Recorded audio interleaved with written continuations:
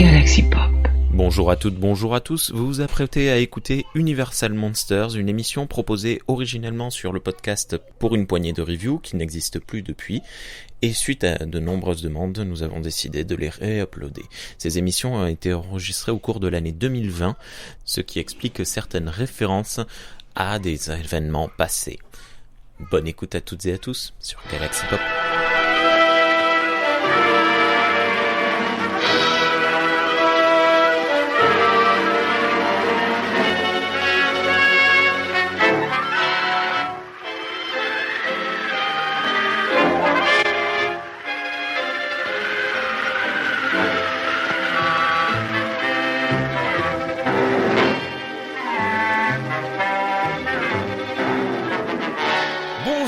Bonjour à toutes et à tous et bienvenue dans cette nouvelle émission Monster Universe du podcast Pour une poignée de reviews, le podcast à review thématique. Salut Steve, comment ça va? Salut Rémi, salut XP, est-ce que ce serait pas Universal Monsters plutôt? Ah, ça fait 4 émissions, 4 fois que je ne dis pas le bon titre. Salut à toutes et à tous et bienvenue dans les monstres de la Hammer. Salut XP, comment ça va? Ça va, Rémi, et toi? Ça va très très bien. Donc ce soir, on va se retrouver à nouveau pour la 4e fois, si je ne m'abuse, si je ne dis pas de bêtises, pour... Comme le docteur m'abuse, évidemment. Waouh. Ah ouais, je peux... Ouais. Bien joué. C'est pas mauvaise langue. Donc on va se retrouver pour un nouveau film de James Whale. Ça démarre bien hein, cette émission, ça va être fun, on va beaucoup rigoler. Pour un nouveau film de James Whale, XP, quel film sera-t-il? Il s'agit de L'Homme Invisible. The Invisible Man en VO. Putain, bilingue le mec. Bill. Non mais ce qui est bien, c'est qu'il faut se dire que on est rendu à la moitié. Après cette émission, il n'en reste plus que 4. 4? Moi j'en compte 3. Il y a la fiancée, le loup-garou et le fantôme. Et l'étrange créature du lac Noir. Ah oui, oh là, je l'oublie tout le temps. Et vous savez que je l'oublie au point que justement après avoir vu l'homme invisible, j'ai ouvert le coffret, j'ai rangé et genre j'ai compté les DVD, les Blu-ray restants et j'en ai compté 3 alors que je les avais sous les yeux. Donc il y avait le 4e, il y avait la créature du lac et je compte 3 films.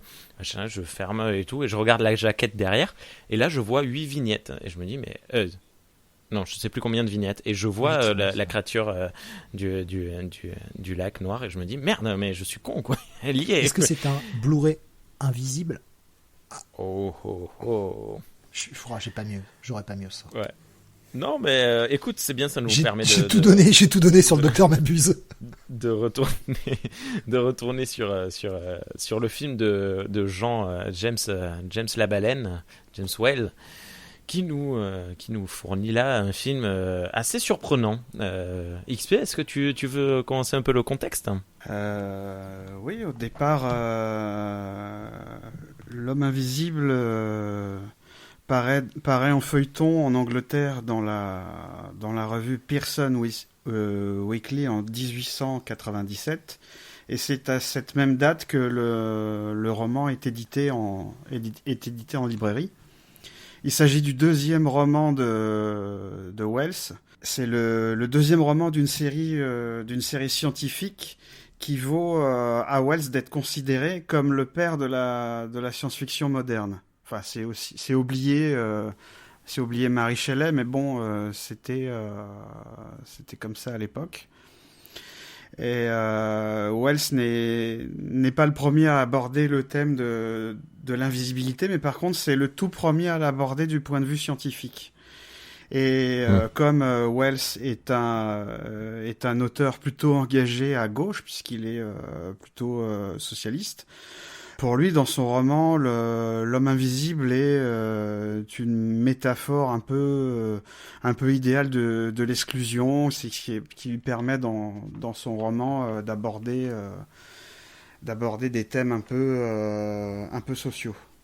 Vous l'avez lu le roman de l'homme invisible, vous? Il y a très très très longtemps. Moi aussi, il y a très longtemps, je devais être au collège. D'ailleurs, je l'ai lu dans la collection livres de poche jeunesse.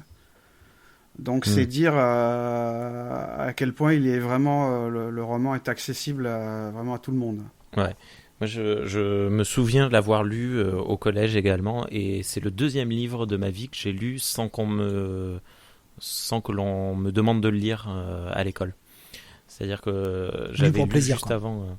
Ouais, voilà, j'avais lu. Enfin, je compte pas les bandes dessinées que je lisais tout le temps, et les quelques livres du genre Ratus, j'aime lire, je sais plus quoi, Putain, Ratus! Ouais. J'y avais pas pensé depuis des années, merci Ces Rémi. trucs-là, je les avais gardés en fait de l'école, et de temps en temps j'aimais bien les relire parce que je sais pas, ça me plaisait. Mais en fait j'avais lu Le Crime de l'Orient Express. D'ailleurs mon père me l'avait spoilé. J'en étais à la moitié du livre, et il m'avait dit ah ouais c'est trop bien, t'as vu, alors comment t'as réagi quand t'apprends que Chut, il y en a peut-être qui l'ont pas. ah, c'était il y a 90 ans. Et donc, et du coup, il m'avait spoilé. Et donc, je me souviens très bien d'avoir lu L'Homme Invisible quelques semaines, quelques mois plus tard, peut-être. Hein. Et ça avait été un chouette moment. J'avais beaucoup apprécié, mais j'en ai très très peu de souvenirs. Et je l'ai recherché là dans ma bibliothèque pour voir. Impossible de mettre la main. Mais pareil, c'était une collection enfant que j'avais à la maison, mais je sais pas où il est. Donc, j'ai pas pu le refeuilleter. En même temps, on est vieux, hein, les souvenirs d'enfance, ça commence à disparaître. Hmm. Oui, j'aime bien remonter le moral des gens, moi. Non, mais c'est très vrai. Hein. Écoute. Hein.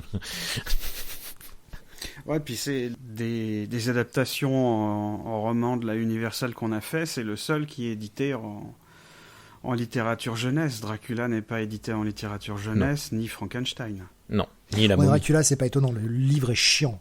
C'est pas édité. Non, mais le livre est chiant à lire, enfin pour un gamin, je veux dire, c'est un récit épistolaire, c'est hyper chiant à lire. Je l'avais attaqué quand j'avais 10, 11 ans, je l'avais arrêté avant la moitié, quoi. Quelques années plus tard que je l'ai relu. Mais enfin, ouais, c'est hyper chiant à lire. Ah non, moi je m'étais régalé à le lire, moi. Mais j'étais plus âgé que toi. Ah oui, bah oui, ça aide aussi peut-être. Quand t'avais 11 ans, t'étais plus âgé que lui. Quand il avait 11 ans. Non, mais je l'ai lu, veut dire plus âgé que 11 ans. Ah, d'accord. Je pensais qu'on était dans une émission type Looper, ce genre de truc. Looper On est fatigué, hein, ça se sent. On a envie de parler du film. Alors, donc, le studio Universal reçoit un premier synopsis au cours des années 1920. C'est l'agent de Hal G. Wells qui proposait au studio les droits d'adaptation. Et en 1931, la MGM refuse à cause des obstacles techniques qu'elle juge impossibles à mettre en scène. Alors que la Universal, à la fin de l'année 1931, envisage sérieusement le projet, force du succès de Dracula et de Frankenstein. Et les patrons du studio, dont Carl Laemmle Jr., demandent ce qu'il en pense à John Fulton, qui est à l'époque le chef de ce qu'on appelait alors la section des trucages, pour savoir s'il était possible de créer des effets satisfaisants pour le sujet. Et Fulton leur a répondu que oui, c'était possible. Et donc, suite à l'avis de Fulton, la Universal achète les droits du roman le 22 septembre 1931 pour $10,000. Mais avec une condition, le scénario doit avoir l'approbation de Hal G. Wells, et c'est une condition sine qua non. À la même époque, le studio rachète aussi les droits du roman de Philip Wiley, sorti en 1931, qui s'appelle The Murderer Invisible. uh-huh. Parce qu'en fait, Universal était plus intéressé par le nom de Wells et par le titre de son roman que par l'adaptation même du roman de Wells. Parce qu'en effet, en 1933, c'est toujours la Grande Dépression. Au début d'année 33, le chômage touche environ 25% de la population active. les salles obscures se désemplissent et certains cinémas ferment leurs portes et les grands studios sont tous à genoux financièrement, donc ils recherchent absolument un succès.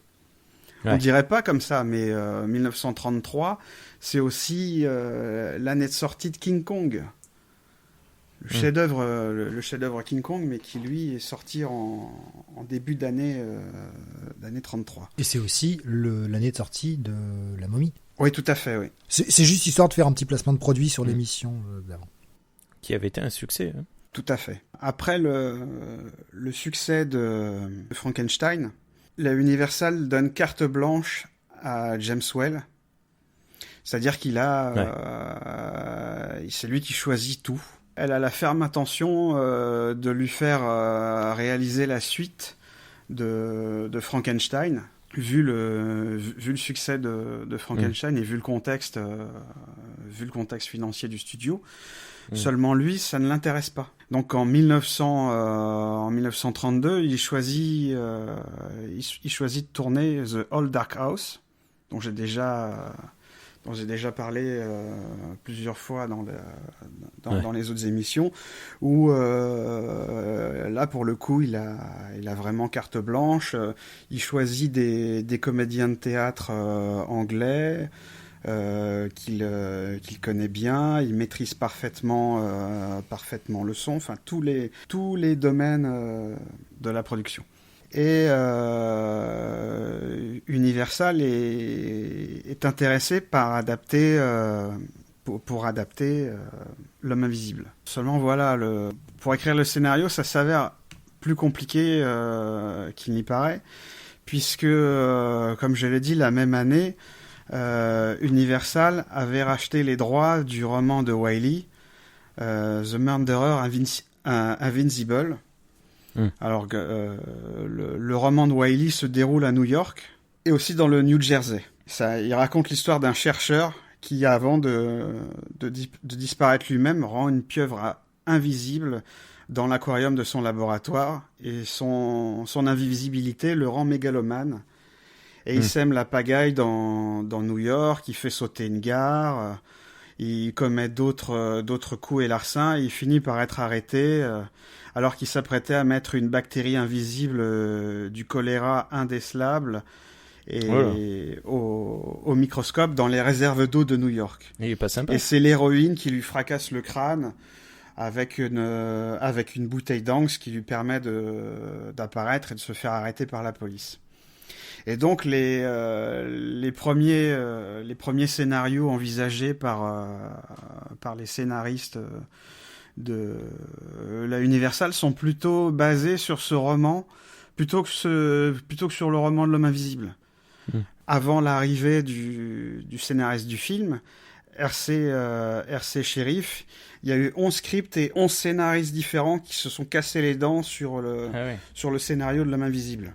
C'est énorme parce que c'est pourtant, contrairement à un film comme La Momie qui, je trouve, a un scénario sans être complexe, c'est un scénario un peu plus ficelé. Là, c'est un scénario relativement simple et c'est surprenant que. C'est surtout la part de H.G. Wells qui n'approuvait pas le scénario à chaque fois, vu qu'il avait, ils avaient les droits, mais H.G. Wells avait négocié un droit de regard sur la création du script, et donc à chaque fois ils étaient obligés de le faire relire par H.G. Wells qui validait ou non le script. Alors entre ce qui ne plaisait pas au studio et ce qui ne plaisait pas à H.G. Wells, il a fallu 11 versions avant d'arriver à trouver celle-ci. D'accord. D'ailleurs, H.G. Wells avait des raisons d'être plutôt soucieux, puisque la Paramount avait adapté son roman L'île du docteur Moreau en 1932, mais en trahissant complètement l'essence de son roman, et il ne voulait absolument pas que ça arrive pour son roman L'Homme Invisible. Alors, d'accord. Pour en revenir au scénario, le tout premier script date du 9 avril 1932 et il est confié à Gareth Fort, qui avait déjà travaillé sur les scripts de Dracula et de Frankenstein. Il en avait 6. Gareth Fort. Oh putain. Ouais. Et il l'avait écrit avec un certain Robert Florey. Je sais pas si vous vous souvenez de lui, on en avait parlé. C'est lui qui devait réaliser Frankenstein avant que James Whale arrive. Et le premier script donc de Fort ne s'inspire pas du tout du roman de Wells, mais plutôt du roman de Wiley. Et c'est un peu pareil pour les suites des romans. Il y a même John Balderstom qui avait travaillé sur les pièces de Dracula et Frankenstein et qui avait écrit le scénario de La Momie, qui se casse les dents aussi sur le scénario de L'Homme Invisible. Ouais. Par exemple, la version de Preston Sturges, qui après est devenu un grand réalisateur. Lui, il avait écrit un script où un docteur traite son assistant de fou en lui donnant un médicament qui le rend invisible. Suite à quoi, tous les deux, ils se rendent en Russie pour venger le meurtre de la famille du scientifique pendant la révolution russe. Il y a une version où on voulait envoyer des rats invisibles attaquer les gens. Enfin bon, c'était n'importe quoi, oui. C'était n'importe quoi et même James Whale a écrit un traitement de 6 pages dans lequel l'homme invisible est un scientifique qui réussit à se rendre invisible pour cacher le fait qu'il soit défiguré, mais lui aussi il est malade et connaît une série de meurtres et ainsi de suite jusqu'à l'arrivée de R.C. Sheriff qui est appelé à la rescousse par James Whale. Et là, il faut revenir un peu en arrière parce que pourquoi James Whale rappelle R.C. Sheriff à la rescousse, c'est parce que James Whale doit sa carrière à R.C. Sheriff. En effet, en 1928, James Whale assiste à la pièce Journey's End, qui est écrite par R.C. Sheriff, et il décide de l'adapter au théâtre. C'est un succès en Angleterre. Et en 1930, il adapte à Hollywood, et c'est aussi un succès. Et c'est grâce à ce succès de Journey's End que la Universal va l'embaucher. D'accord. Donc c'est R.C. Sheriff qui est au scénario, James Whale à la réalisation et John Fulton aux effets spéciaux avec l'aide de Al Johnson et Bob Laszlo qui sont chargés des effets pratiques lors du tournage. Et au départ, Universal pense évidemment à Boris Karloff comme tête d'affiche pour incarner le rôle. Mais or, en 1933, je le répète, hein, c'est la Grande Dépression. Tous les studios sont à genoux financièrement.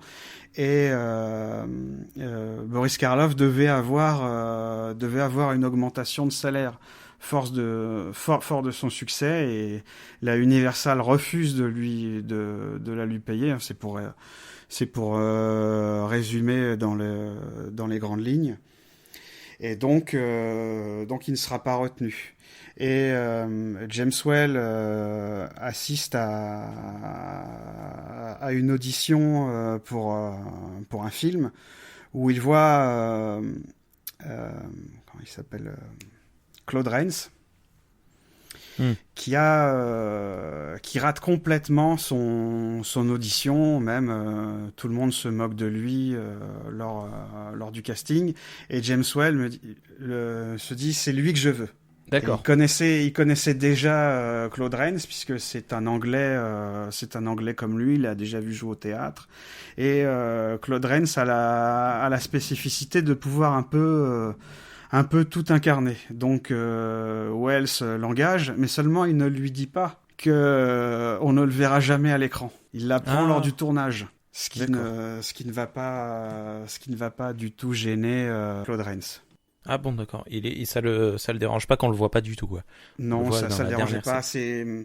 L'homme invisible, c'est le premier rôle parlant de Claude Rains, qu'il avait déjà joué dans un film muet dans les années 20, où il jouait un 7e ou 8e rôle, mais le film a totalement disparu, il est perdu à jamais.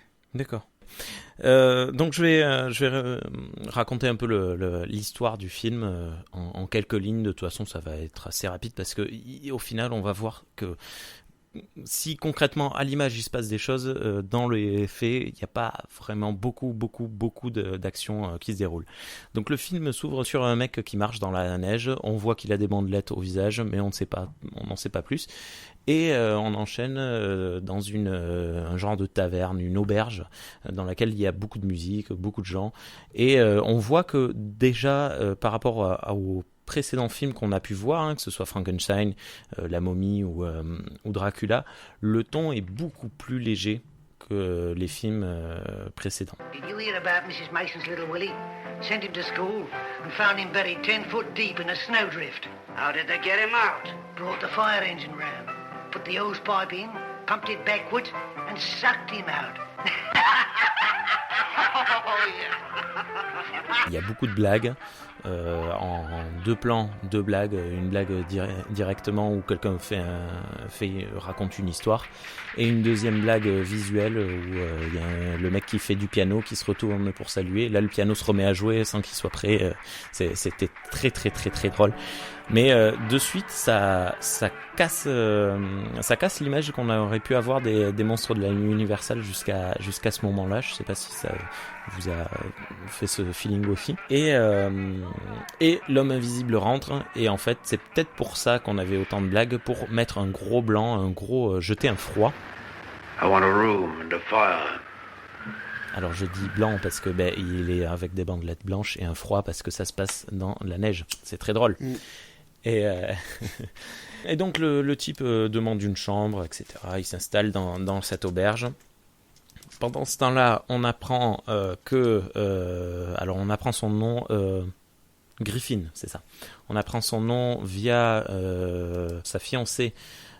On apprend via sa fiancée, désolé, et le père de sa fiancée, qu'il a disparu parce qu'il s'est enfui et on ne sait pas pourquoi. Donc nous, en tant que spectateurs, on sait pourquoi, parce qu'il s'avère qu'il est invisible, mais les autres personnages, les autres protagonistes ne sont pas au courant à ce moment-là. Les gens de l'auberge découvrent que Griffin est invisible. Il s'avère que Griffin, il faut le savoir, il faut le dire, c'est un véritable... c'est presque un salaud, quoi. Il parle aux gens comme s'ils étaient tous des moins que rien. Il est malpoli, il est dur, il est très sauvage, très asocial. Il reste seul toute la journée, tout le temps. Et c'est pour cause, il s'avère qu'il travaille sur des expériences pour redevenir visible apparemment. Mais on découvre son invisibilité, ce qui le fait rentrer dans un état de fureur assez incroyable. Donc il se déshabille totalement devant des gens, c'est la scène la plus iconique du film, qui est très, très facilement trouvable sur les YouTube et toutes les autres vidéos. Si vous voulez voir ça, c'est très facile à trouver. Et dans un état de colère, en fait, il met la zizanie totale dans la ville. À ce moment-là, il a tué personne. Pas encore. Non, pas encore. Voilà. La ville fait un appel radio, la police fait un appel radio, indiquant qu'il y a une personne invisible qui sème la pagaille partout. Alors, il y a un petit peu de stupeur, beaucoup d'incrédulité. On lui répond, t'en as trop pris, gros. Oui. C'est ça. Mais surtout que Griffin, quand on le voit parler comme il parle, oui, il fait des blagues très étranges avec des vélos et tout ça. Et donc il s'avère que en continuant toujours d'être en colère, vraiment, il tue le chef de la police. Et donc on a le premier meurtre. Et là, les gens ne rigolent plus du tout. On a compris que c'était plus, on n'était plus dans un film comique. Donc les gens ne rigolent plus, les spectateurs et spectatrices ne rigolent plus du tout. On est rentré vraiment dans un film de monstre plus sérieux comme on a eu jusqu'à présent. Griffin s'enfuit de cette ville et c'est ça qui est un peu bizarre, c'est que j'ai l'impression, on voit les mêmes policiers dans les deux villes, j'ai l'impression qu'elles sont pas si éloignées l'une que l'autre. J'ai pas très bien compris. Il y a 15 km entre les deux. Ah mais c'est tout. Non, 25 km, qui est à peu près 15 miles, 25 km entre les deux villes. D'accord. C'est pas très malin d'aller se cacher dans la ville d'à côté, quoi. J'avais pas compris ça. Ok. Et donc, il va retrouver son ancien collaborateur, qu'il pense être fiable pour se cacher. Et pareil, il le traite comme un sagouin. Et en fait, son collaborateur, dont j'ai oublié le nom, se rend... Kemp, oui, c'est ça, Kemp. Se rend tout à fait compte que Griffin a totalement perdu la raison et qu'il est devenu fou. Donc il prévient la fiancée et le futur beau-père de Griffin que ça va pas. Il appelle la police également.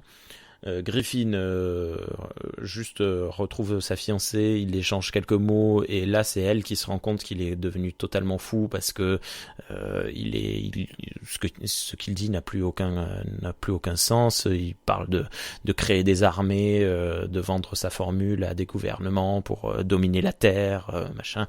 Enfin il est complètement perdu.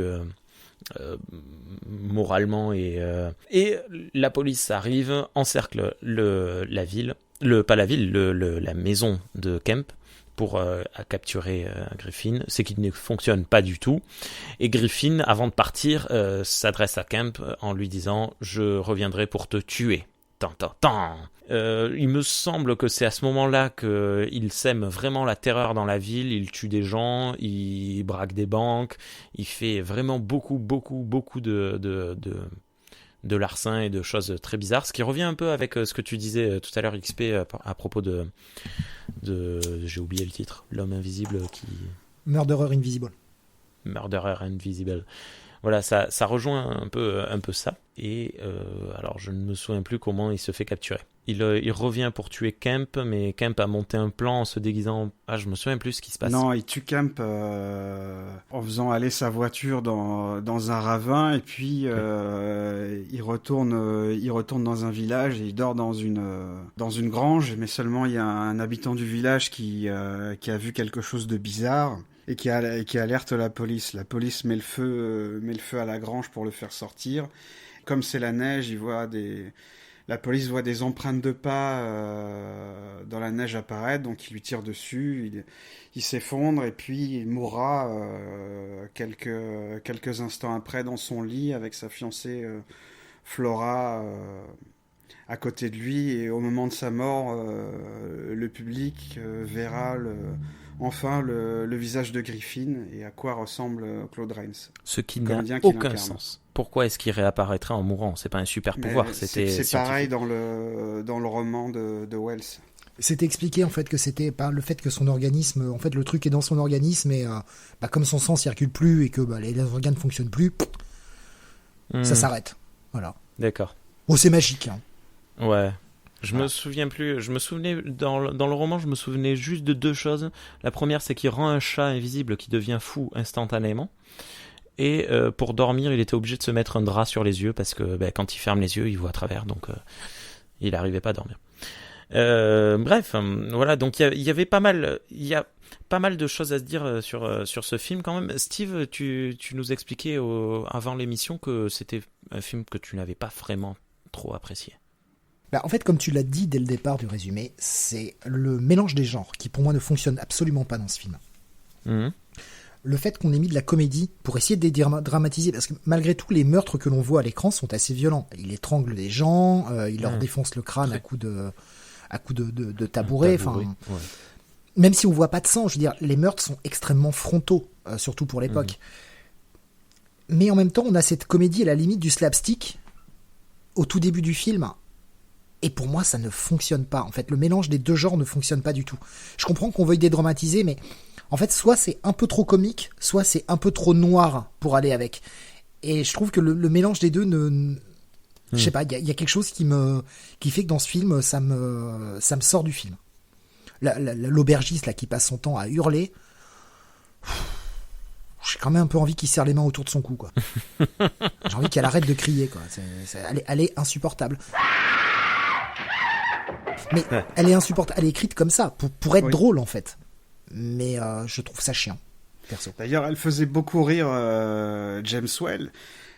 Et il appréciait beaucoup cette comédienne dont je ne vais pas retrouver le nom. C'est terrible. Ouais, elle est pas très importante, c'est pas grave.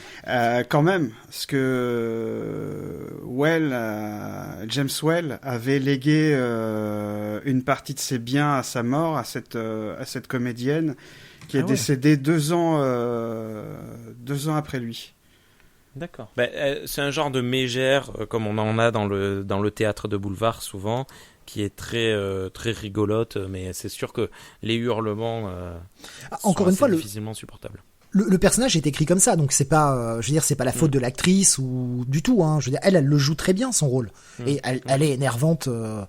Elle le rend très bien, le fait d'être énervante. C'est juste que je trouve que dans le contexte du film, ça fonctionne moins bien de mettre autant de comédie.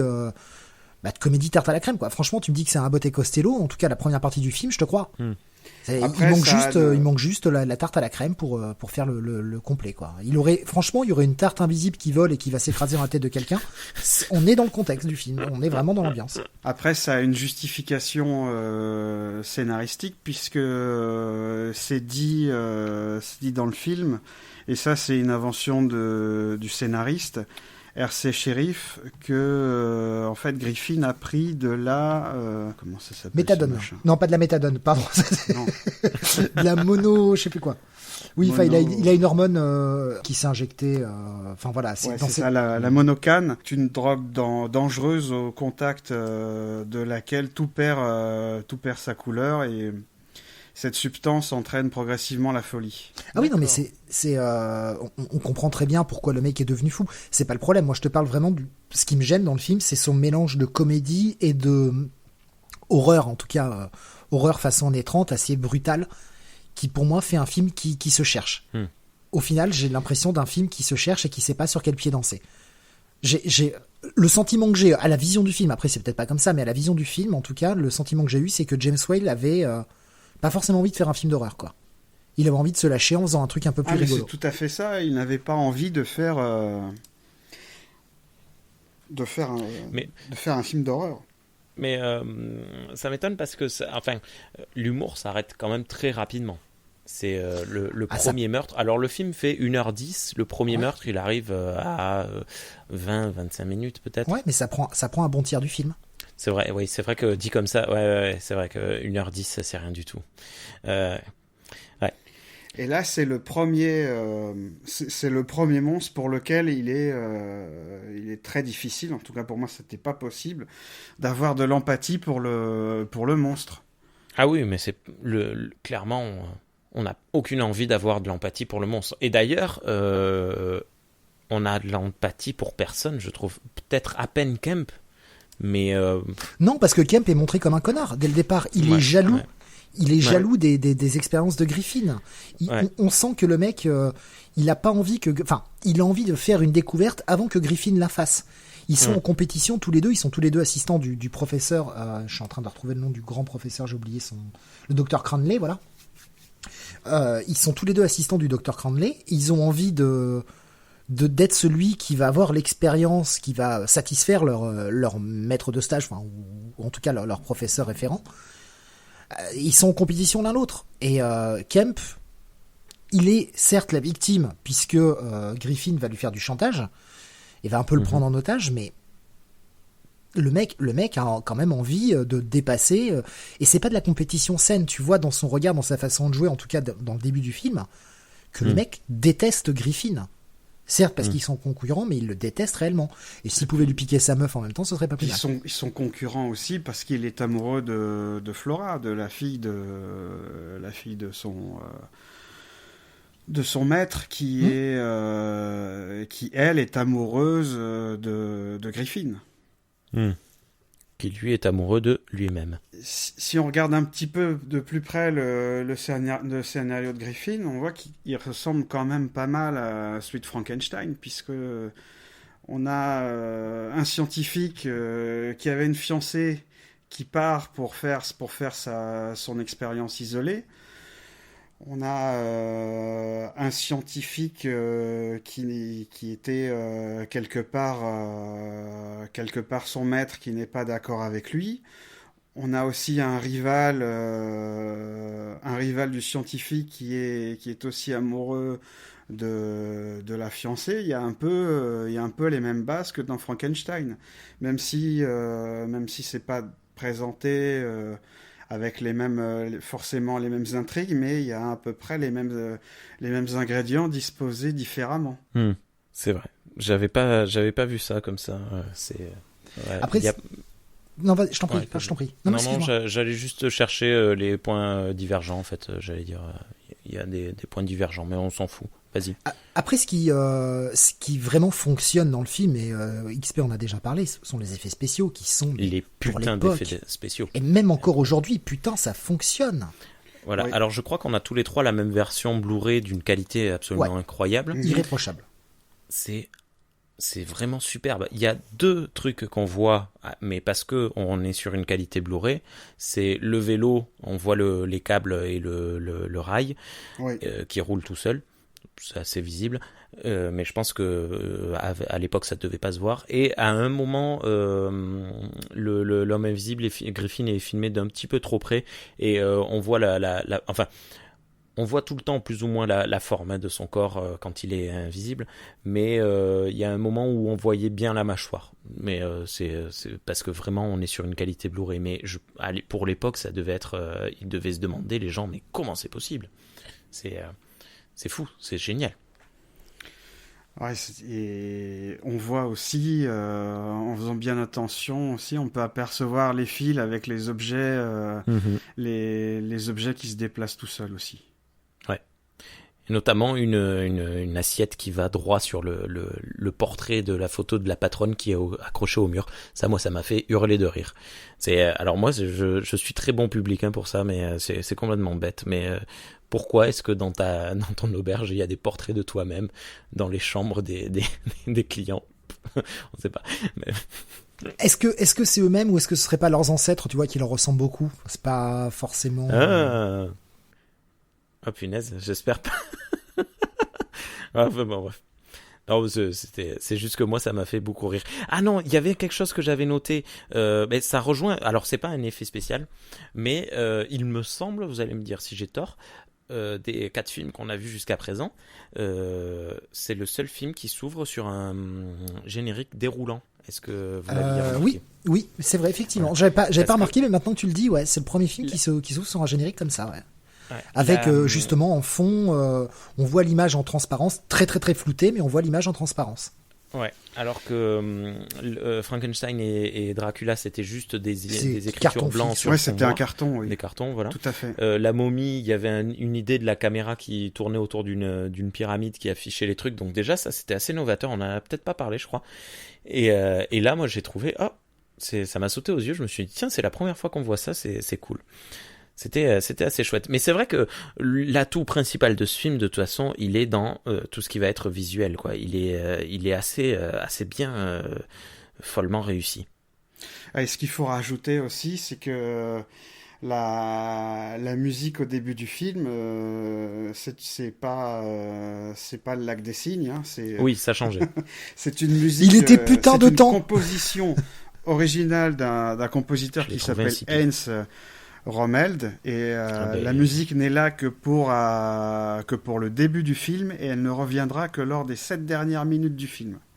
Eh ben, franchement, elle était... Oui, c'est mieux que le Lac des Cygnes, hein, mais elle est très très légère. Ouais, mais pas beaucoup de... Il n'y a pas grand-chose à dire dessus.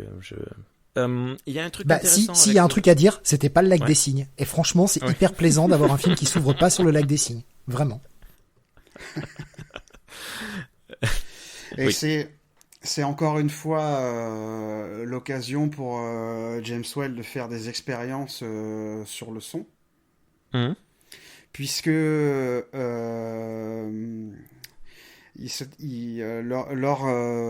de son film précédent, The Old Dark House, il s'en était donné à cœur joie avec c'est un film absolument sans aucune musique, mais avec des sons de pluie, de vent, des bruits de pas et tout, énormément de sons. Et là là c'est un nouveau défi pour lui, c'est comment réfléchir le son avec un homme invisible, puisque quand le comédien n'est pas là, quand on ne le voit pas, évidemment le texte de Griffin avait été enregistré soit avant d'enregistrer, avant le tournage, soit après le tournage, en post-production. Ce qui est surprenant d'enregistrer avant. C'est un peu bizarre. Ouais, et puis il y a plein de bruitages du coup quand on filme rien et qu'on voit des objets bouger, on entend les bruits, machin. Et est-ce que je l'ai fantasmé ou est-ce que à la fin, quand il marche dans la neige, ça fait scrunch? Oui, non, ça fait non, ça fait ça, oui, tout à fait. C'est génial. C'est con, hein, mais c'est génial. Mais oui, mais c'est pousser le réalisme jusqu'au bout. Et c'est très bien, oui. Mais une fois le premier tiers du film passé, une fois que le moment comédie est passé, le film est bien mieux, je trouve. Mais c'est qu'il y a le premier tiers à se taper, quoi, qui est assez pénible, sincèrement. D'accord. Bah, pour être totalement honnête, je me suis endormi en regardant dans cette première partie, quoi. Ah oui, d'ailleurs, ça c'est très, très intéressant que tu le dises, parce qu'on en parlait pareil avant d'enregistrer. On s'est tous les trois endormis devant ce film. Alors, on l'a pas regardé ensemble, là, parce que, voilà, confinement. Mais ne fais pas mentir les légendes. Voilà. Mais il y a peut-être une raison. Bon, moi, il était 1h du matin quand j'ai commencé à le regarder. Moi, j'étais très fatigué aussi par une semaine de boulot. Ouais, mais tu vois, les 3 autres films, je les regardais dans les mêmes conditions, mais celui-là, je me suis endormi. Il y a un truc qui va pas avec le rythme, il y a quelque chose qui va pas avec le ton. Peut-être qu'une fois de plus, comme je le disais, il se passe pas tant de choses que ça. La tension est pas non plus palpable. Après, tout dépend le moment où vous êtes endormi. Enfin, moi, je sais que c'était encore mon moment comédie, quoi, où je me suis complètement endormi. À partir du moment où il y a, où ça bouge enfin, que le moment comédie est passé, c'est-à-dire que le flic est venu le voir dans la chambre et que le mec commence à péter les plombs et commence à s'enfuir, à partir de là, le film est prenant. Mais avant, c'est mou, quoi. D'accord. Moi, c'était après la discussion entre Griffin et sa fiancée.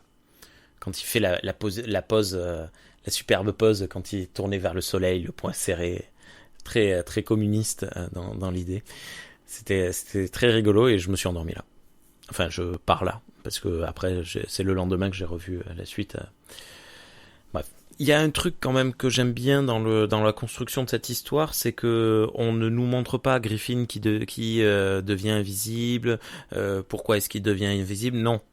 On commence in media res, il est déjà invisible, et ce sont d'autres personnages qui, via leur discussion, nous disent ce qu'il a fait et plus ou moins pourquoi est-ce qu'il a fait ça. Et ça c'est cool parce que ça change un peu la structure, et puis voilà, c'est pas forcément les origines d'un personnage qui sont les plus intéressantes, c'est ce qui vient après. Hein, de toute façon, ça aurait servi à quoi? Je veux dire, en termes de cinématographie, ça aurait servi à quoi? Voir un connard faire avec 3 tubes à essai, faire des expériences, s'injecter un truc. C'était pas intéressant. C'était vraiment pas intéressant à raconter. C'est mieux de le raconter par le jeu et notamment le moment où il confronte Kemp, où on voit qu'il assoit son pouvoir sur lui. C'était beaucoup plus intéressant de le raconter comme ça, en fait. Exactement. Surtout que le début du film est très fidèle au roman de Wells. Le début, c'est exactement pareil. Les ajouts de shérif, ce sont le personnage de Flora, la fiancée, et de son père. Et aussi de la Monokane qui explique le fait que Griffin devienne de plus en plus fou et de plus en plus mégalomane. Et par contre, moi, ce qui m'a fait plaisir, c'est de retrouver la mise en scène de Well et toujours de retrouver sa façon de présenter les personnages. Parce que quand l'homme invisible rentre dans l'auberge, il le présente de la même façon qu'il avait présenté la créature de Frankenstein. Il fait trois gros plans de plus en plus rapprochés sur le visage de Griffin. Et ce qui est intéressant aussi, c'est que ce que j'ai vu, hein, c'est que quand il nous présente, je sais plus le nom du vieux professeur. Le docteur Cramley, pardon. Ouais, le docteur Cramley, il nous le filme tout de suite dans l'action avec une blouse blanche à faire des expériences. Donc on sait déjà tout de suite qu'il est scientifique et arrive Flora, sa fille, et on devine qu'il y a un rapport de force entre les deux puisque Well filme légèrement en contre-plongée le professeur et on comprend par les dialogues que le professeur est le père de Flora qui est interprété par Gloria Stewart. Par Gloria Stewart, voilà, que Wells avait déjà dirigé dans The Old Dark House et que nos auditeurs connaissent tous puisque c'est elle qui jouait le rôle de Rose âgée dans le Titanic de James Cameron. Ah, excellent. Pour lequel elle aura le droit à une nomination aux Oscars. D'accord. Et qui a relancé sa carrière. D'accord. Elle a refait d'autres films après. C'est cool. Quelques-uns, ouais. C'est énorme. Je connais pas. Elle arrêtera sa carrière en 2004 et décédera malheureusement en 2010. Oh. Ok. À un âge plus que vénérable. Très avancé, ouais, c'est bien, bravo. Ok. 100 ans. C'est très bien. C'est très bien. Je suis pas sûr de les atteindre. Hein. Si j'en fais la moitié, c'est bien. Il y avait un autre truc qui m'a surpris aussi dans le déroulé du scénario lorsque la première fois que Griffin et Kemp entrent en discussion. Griffin, bon, égal à lui-même, est un vrai salaud. Il saoule Kemp, mais vraiment, il lui donne des ordres dans tous les sens pour qu'il aille lui chercher des vêtements. Puis, une fois habillé, il le saoule pour qu'il aille chercher sa voiture et il se déshabille pour monter dans la voiture. Il y a vraiment quelque chose qui est très étrange dans cette scène que Griffin est nudiste en fait. Ouais, voilà. Mais vraiment, en plus, il est vraiment très casse-pied. Hein. Il lui dit vraiment, il me faut des vêtements, il me faut ceci, il me faut cela. Allez, maintenant, tout de suite, dépêche-toi, machin. Il le suit en lui faisant croire qu'il le suit pas, ou je sais pas. Enfin, peut-être que c'est moi qui ai interprété ça comme ça. Mais c'est très, il est vraiment terrible. Et puis, ça y est, il est habillé. Et là, il dit, bon, allez, on y retourne. Va chercher la bagnole. Moi, je me déshabille. Ça fait 5 minutes que t'es là, mec. T'as même pas fini ta cigarette. Il est insupportable. Mais le mec a la folie des grandeurs. Clairement. Hein. Ah ouais, oui, mon plan pour diriger le monde, et puis après on va faire tomber le système banquier. Enfin, ta gueule. Ah ouais, c'est toi. D'ailleurs, Well le filme toujours en contre-plongée pour montrer, pour souligner sa mégalomanie, ce qui est renforcé par la voix puissante de Claude Rains. Oui. Il a une voix très très particulière. Hein. J'aime beaucoup. All right, you fools. You've brought it on yourselves. Everything would have come right if you'd only left me alone. You've driven me near madness with your peering through the keyholes and gaping through the curtains. And now you'll suffer for it. You're crazy to know who I am, aren't you? All right, I'll show you. Sa voix et son rire. N'oublions pas son rire aussi. Oui, son rire aussi, oui, tout à fait. Ce rire complètement dingue. How do you like that, eh?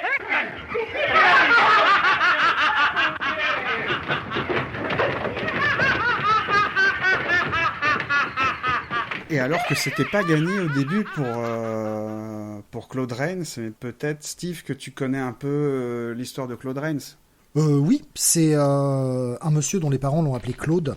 Et ah d'accord. Il est né un jour de pluie, je crois. Voilà.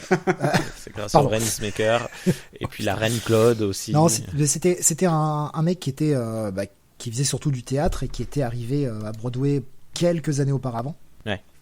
Qui n'avait pas non plus énormément de succès quoi. The Invisible Man, c'était un peu sa dernière chance et c'est ce qui a lancé sa carrière au cinéma surtout. Parce qu'avant, il avait juste fait un film en 1920, et c'est tout. Donc de 1920 à 1933, il était vraiment sur les planches. Et voilà, c'était pas... c'est vraiment... le mec, c'est un peu un hasard qu'il soit retrouvé là. Merci Boris Karloff d'avoir voulu renégocier ton contrat et d'avoir estimé que t'étais pas payé assez cher.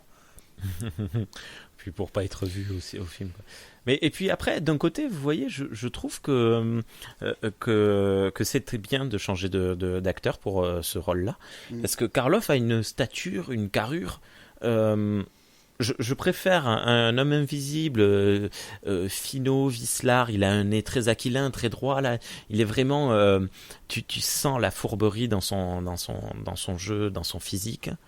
Là où Karloff est plus un peu brut de décoffrage. Ça aurait fait un homme invisible très puissant, très violent, c'est sûr, par rapport aux scènes de meurtre et tout ça. Mais tout ce qui était folie, quand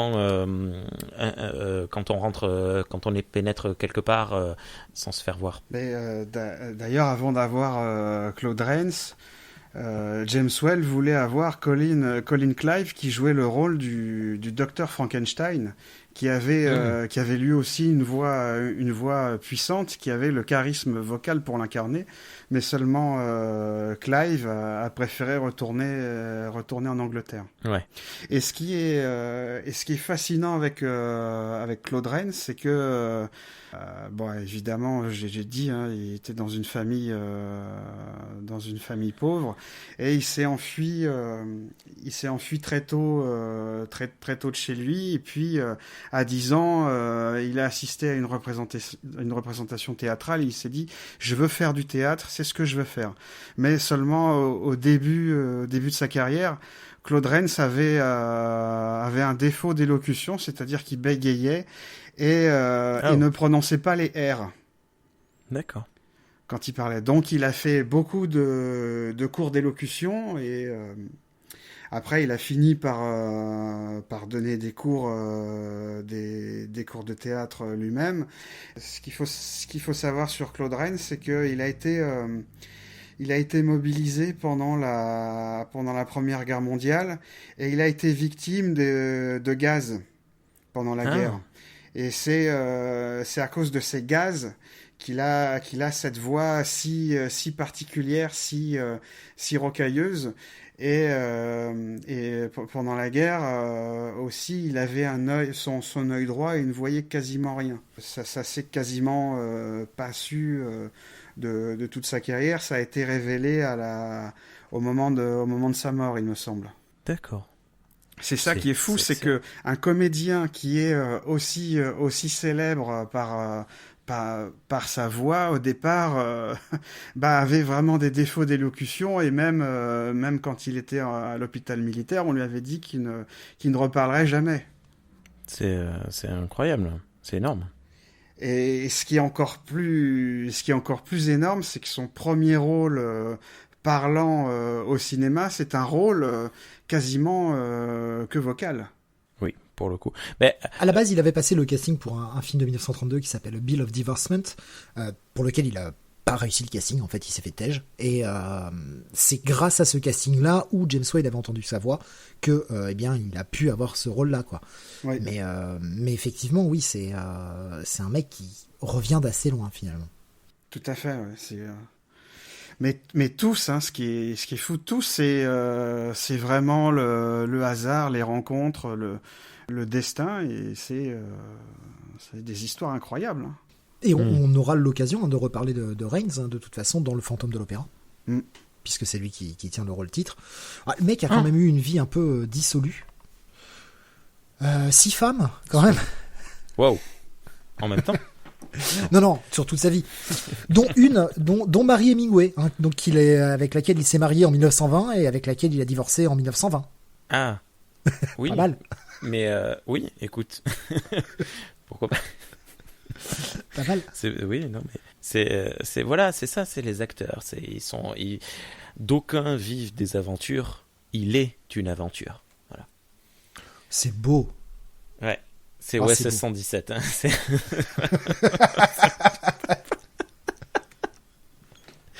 On peut faire un film comique et faire de la poésie. Voilà.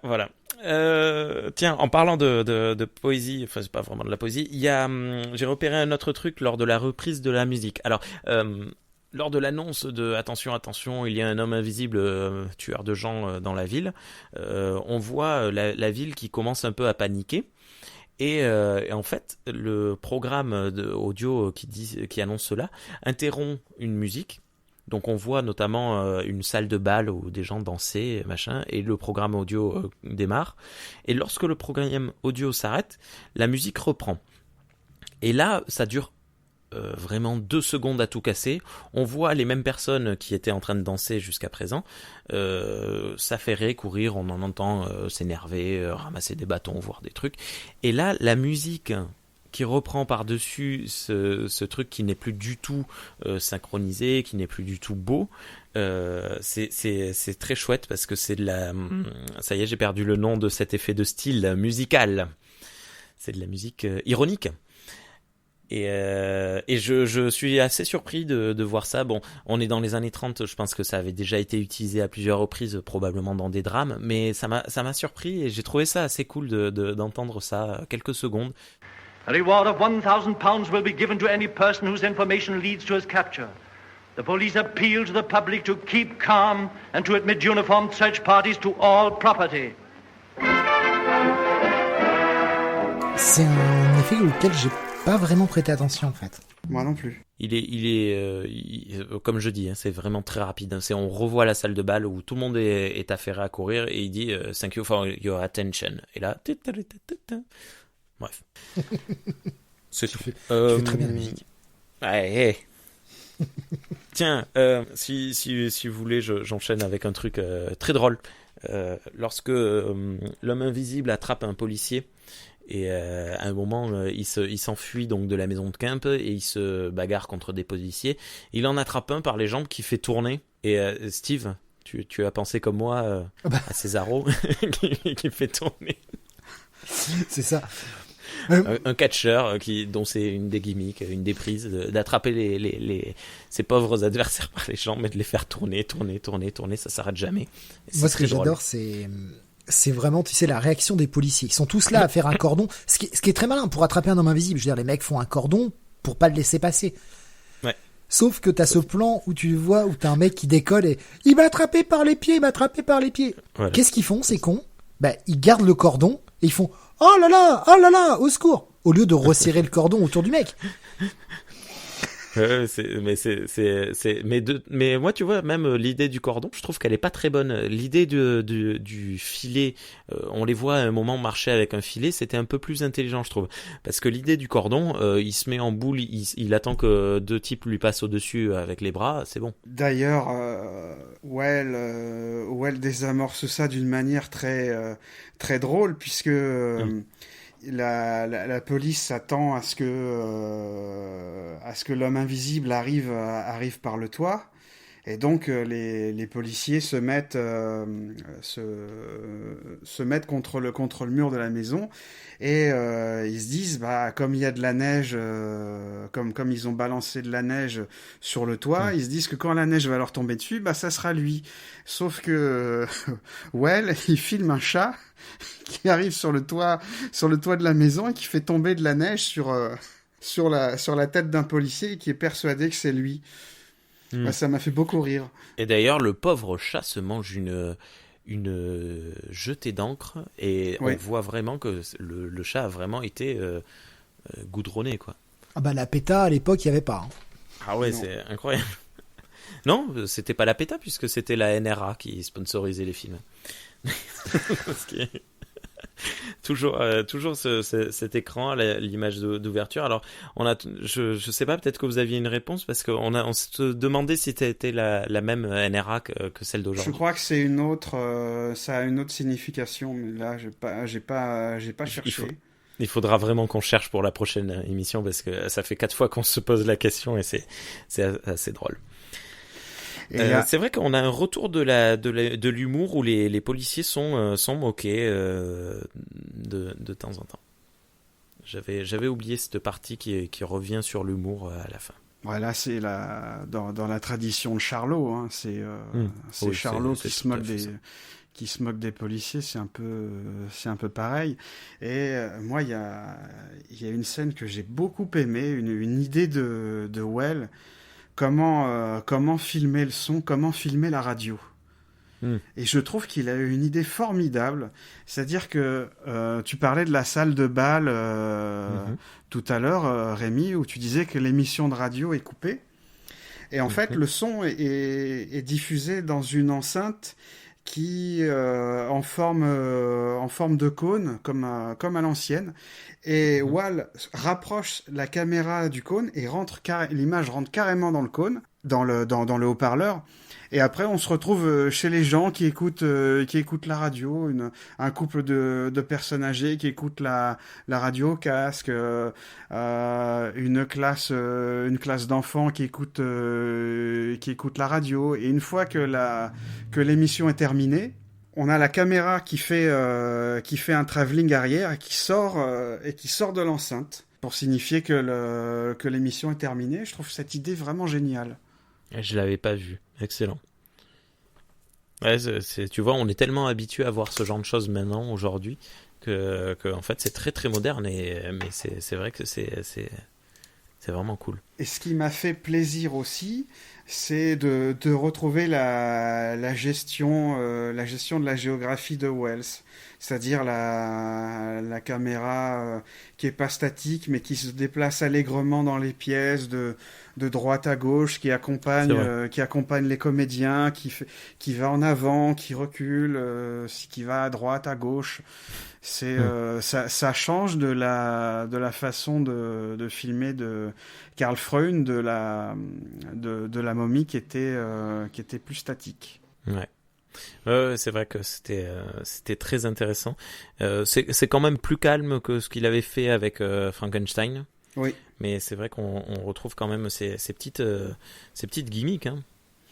On peut appeler ça comme ça. Et si vous voulez, je peux vous lire un petit texte que Well a donné à la revue Film Weekly. Au sujet où il explique comment faire pour filmer l'invisible. Oui, on t'en prie. Alors, je cite, c'est Wells qui parle, « C'était bien joli de filmer les scènes sans l'acteur, mais je savais que je devais montrer clairement en public qu'il était bien là, même s'il était invisible. Donc à chaque fois qu'il était invisible, je lui ai trouvé des choses à faire pour que le public sache où il est, ce qu'il fait, etc. Dans une scène, je le fais asseoir dans un rocking chair pour que, grâce au mouvement du fauteuil, on puisse le repérer, même si on ne le voit jamais. Il est assis et parle avec quelqu'un. Je montre le siège qui s'affaisse quand il s'assoit, et quand qu'il prend le ton de la confidence, je fais déplacer le fauteuil vers Kemp, comme si l'homme invisible se rapprochait pour avoir une conversation plus intime. C'est vrai. Et tiens, d'ailleurs... Pardon, tu as fini la citation ou pas ? Oui, fin de citation, pardon. Oui. Excuse-moi. Est-ce que vous avez vu le film récent, Invisible Man ? Non, je l'ai pas vu. Punaise, je m'étais juré de le voir avant qu'on fasse cette émission et j'ai pas eu le temps. Mais légalement, il n'est pas sorti, je crois. Non, mais oui. Ah, si, il a été diffusé dimanche soir dans mon cinéma. S'il est sorti mercredi avant le confinement. Oui, non, mais il est juste sorti au cinéma, il n'est pas sorti en DVD, quoi. Oui, mais je l'aurais pas vu. Il est sorti en VOD, il me semble. D'accord. Ah, c'est excellent.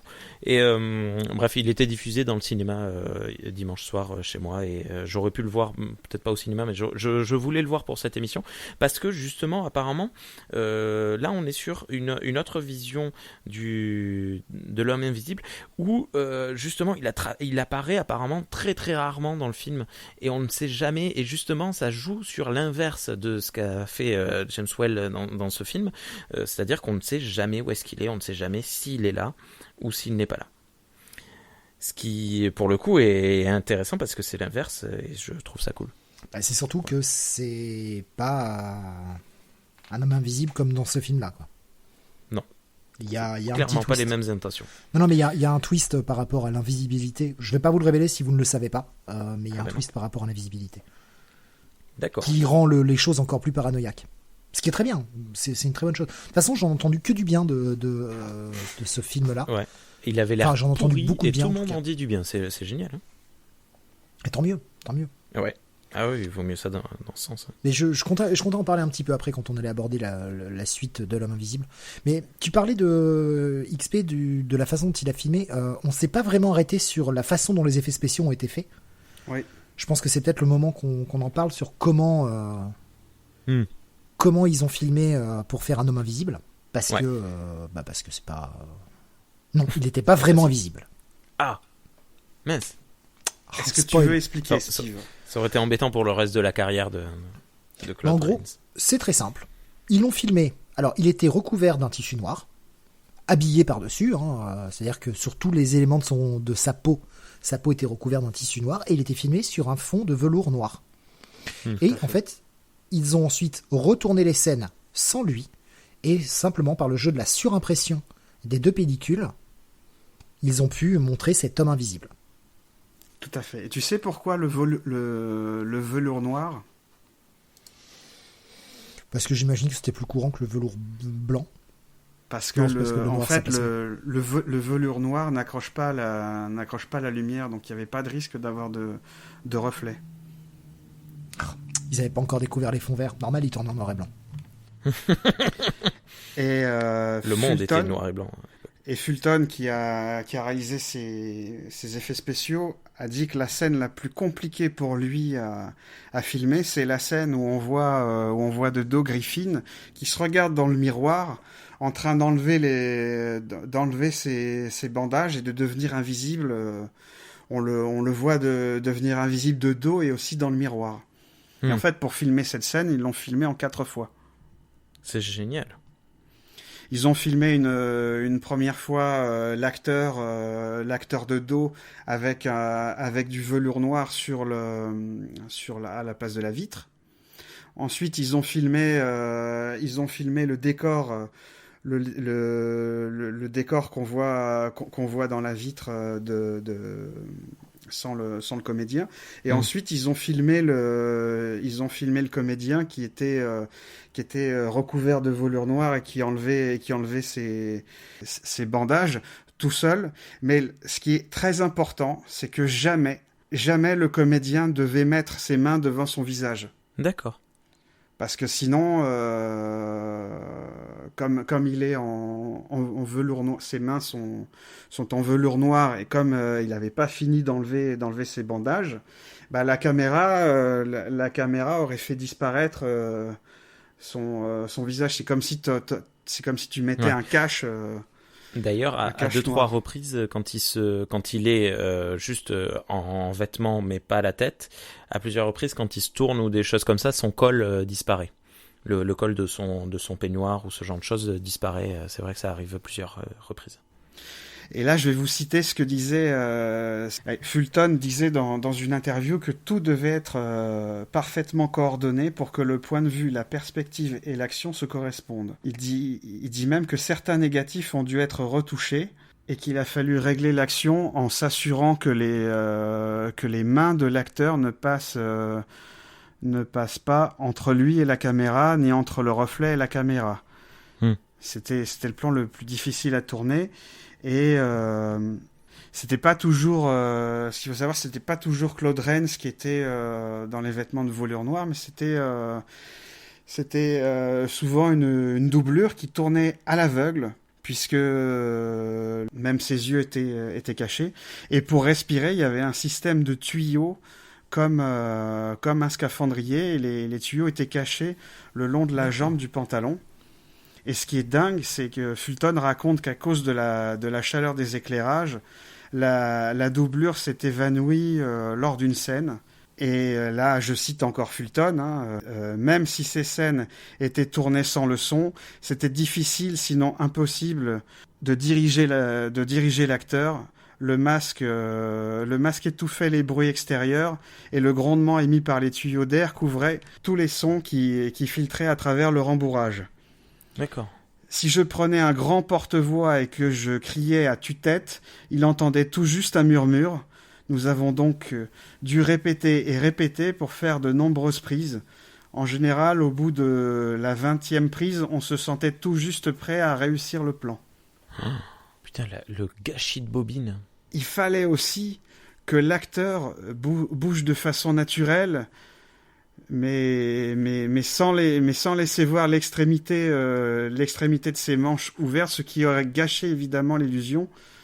Et il ne devait jamais passer les mains devant lui. Et il y avait des petites imperfections qui étaient décelées évidemment le lendemain quand il regardait le film.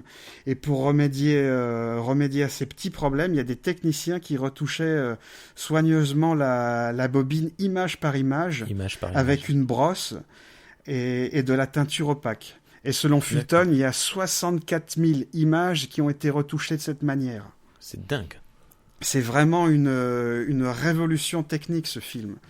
C'est le fond vert avant le fond vert. Ouais, mais c'est incroyable parce que je m'en veux un peu qu'on ait pas arrêté de lui casser du sucre dessus. Et il y a encore une difficulté supplémentaire pour Fulton, c'est que quand il tourne les plans de l'homme invisible dans un fond noir, et il fallait aussi harmoniser l'éclairage des parties visibles avec l'éclairage du chef opérateur Arthur Edson dans les scènes normales du film. Et arriver à ce résultat-là, c'est éblouissant, quoi. C'est éblouissant parce qu'on voit ce film en 2020. On est toujours épaté par les effets spéciaux qui n'ont pas du tout vieilli. Et on se demande toujours la première fois qu'on a vu le film comment ils ont fait. Ouais. Mais le fait qu'on ait un peu casser du sucre sur le dos du film et encore, enfin, qu'on ait dit qu'on n'est pas apprécié, tu peux avoir les meilleures intentions du monde et rendre la meilleure copie possible et le film ne fonctionne pas. Ça arrive. Enfin, ne fonctionne pas dans ce que nous on a ressenti. Après, ça n'empêche pas le fait qu'il y ait eu un immense travail sur le film. Et c'est pas parce que pour certaines scènes, ils ont eu un boulot de malade qu'on doit mettre une meilleure note au film si ça ne fonctionne pas, ça ne fonctionne pas. Malheureusement. Tu peux avoir les meilleures intentions du monde et te foirer lamentablement. Plan 9 from Outer Space, par exemple. Mais après, le travail en lui-même est à respecter. Malheureusement, le travail pour ce film-là ne sera pas respecté du tout. Avec les effets spéciaux qu'ils ont faits, ils n'ont même pas été nommés aux Oscars. Non, il n'y avait pas d'effets spéciaux pour les Oscars. Non, il n'y avait pas d'Oscars pour les effets spéciaux à cette époque-là. Dans ce sens-là, c'est mieux. Il faudra attendre le film d'après, de 1940, pour qu'il y ait une nomination. Ils ne le remporteront pas, mais ils auront une nomination pour le film d'après. Alors que le travail est incroyable, quoi. Ah, mais c'est un truc de fou. Et ce qui est bien, c'est qu'on a les écrits de Fulton qui expliquent comment ils ont fait les effets spéciaux. Alors, la scène des empreintes, il explique, je cite, « Là où les empreintes devaient apparaître, on a creusé une tranchée qu'on a recouverte d'une planche dans laquelle on a découpé les empreintes. Dans les trous obtenus, on a emboîté des pièces de bois découpées à la forme des empreintes. Elles reposaient sur des pitons plantés dans la tranchée, et une corde entourait ces pitons, et en tirant dessus, on faisait tomber la pièce de bois.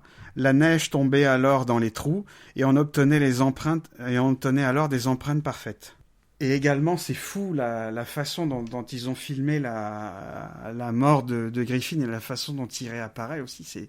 C'est un truc complètement dingue aussi. Fulton explique que, je cite, « L'effet a été obtenu directement à la caméra.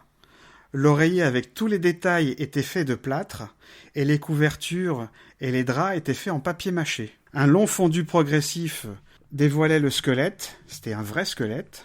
Ouais. Grâce à un autre fondu, le squelette faisait place à un mannequin qui avait les traits de l'acteur, et une série de fondus utilisant un mannequin chaque fois plus peaufiné nous permit d'arriver au vrai acteur. » Et c'est marrant parce que la scène dure, 5 secondes.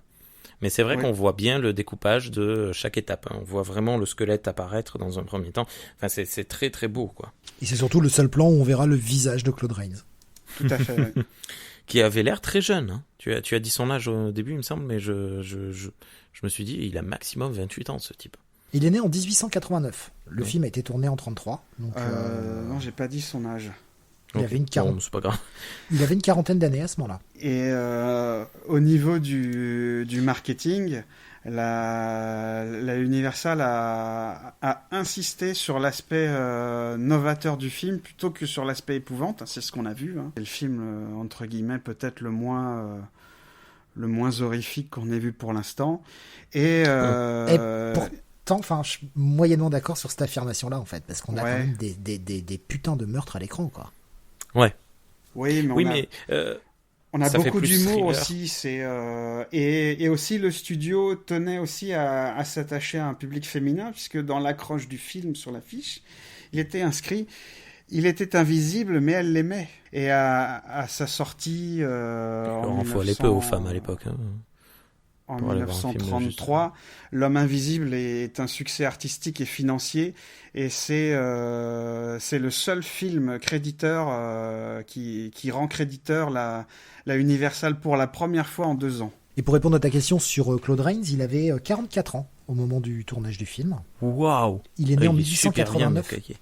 Il est né en 1889, donc le film a été tourné en 33. Il avait donc 44 ans. Énorme. C'est fou, hein. Finalement, il a commencé tard sa carrière un peu chez nous comme Louis de Funès. Oui. C'est vrai. Ça, je sais que ça n'a rien à voir, mais ça m'a fait penser à... Non, mais ouais, mais c'est, oui. Ça m'a fait penser à ça, et, Ouais. et Claude Rains a joué après parmi des films que j'adore, comme Monsieur Smith au Sénat de Frank Capra, où il joue le rôle d'un sénateur ignoble. Il joue aussi le rôle d'un nazi dans les Enchaînés d'Hitchcock. C'est lui qui joue le commissaire Renault dans Casablanca, etc., etc. Il a quand même une sacrée carrière. Il a tourné avec les plus grands comédiens, les plus grands réalisateurs. Même s'il n'avait pas le premier rôle, ou s'il avait des fois le deuxième ou le troisième rôle, il a quand même eu une carrière époustouflante. Ouais. Au niveau du budget, le film avait coûté environ 328 000 $. J'ai pas réussi à trouver un budget, un box-office. Malheureusement, j'ai cherché, j'ai pas réussi à trouver un box-office fixe. Enfin, en tout cas, qui donne un peu ce que ça rapportait. Tout ce que l'on sait, comme XP l'a dit, c'est que ça a vraiment sauvé le studio, parce qu'Universal était en grosse galère financière, et le film a été rentable au point de remettre Universal en route, quoi. Oui. Oui, parce que même The Old Dark House en 1932 n'avait pas été vraiment le succès escompté. La momie non plus. Et c'est vraiment L'Homme Invisible qui a sauvé Universal financièrement. Et moi, ce que je trouve dingue, c'est que ces films du début du parlant des années 30 ont été réalisés pendant l'époque de la Grande Dépression, où il y avait beaucoup de chômage.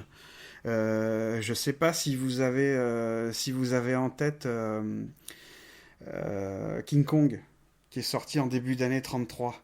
Mais dans King Kong est très ancré dans la réalité de l'époque, puisque au début du film, on montre les gens au chômage, on montre les missions avec les soupes populaires, la comédienne qui est embauchée, elle tombe dans les pommes parce qu'elle meurt de faim. C'est vraiment une photographie de l'époque. Ouais. C'était vraiment ça. Et se dire qu'à cette époque-là, ils ont réussi au cinéma à se donner les moyens de faire des films aussi extraordinaires dont on parle encore, moi je trouve ça vraiment incroyable, quoi. Le 33, c'est L'Homme Invisible, qui est une révolution au niveau des effets spéciaux, Et tout comme King Kong avec la stop motion est une révolution à ce point-là. Ça existait déjà avant, mais c'est aussi une révolution, quoi. C'est une période noire pour les États-Unis, mais d'un point de vue artistique, elle a été formidable pour développer de nouvelles techniques et pour divertir le public qui était justement en demande de films comme ça, ce qui explique leur succès. Ouais. Et Steve, tu voulais parler des suites de L'Homme Invisible, il me semble. Oui, alors le film a été un succès. Il faudra attendre par contre 1940 pour qu'une suite soit lancée, qui s'appellera The Invisible Man Returns, donc le retour de l'homme invisible en français, ils sont pas fait chier pour la traduction. Au moins c'était très bien, ils n'ont pas inventé un titre qui est bien différent en fait. On n'a pas le même personnage de toute façon. À la fin du premier film, le mec meurt, et là on va voir en fait un descendant qui va récupérer un descendant du rôle principal en fait de l'homme invisible, qui va retrouver la formule. Bon, un peu la même chose, hein, voilà, avec des acteurs différents. Cette fois-ci, ce sera quand même Vincent Price qui fera le rôle. Le tout jeune Vincent Price. La classe. Ouais. Donc le film sera lui aussi un gros succès, et lui par contre aura une nomination aux Oscars pour ses effets spéciaux, et avec toujours Fulton aux effets spéciaux, et qui va s'améliorer de film en film. Ouais, c'est lui qui fera de toute façon tous les films de l'homme invisible de cette époque, hein. C'est ça qui est plutôt cool.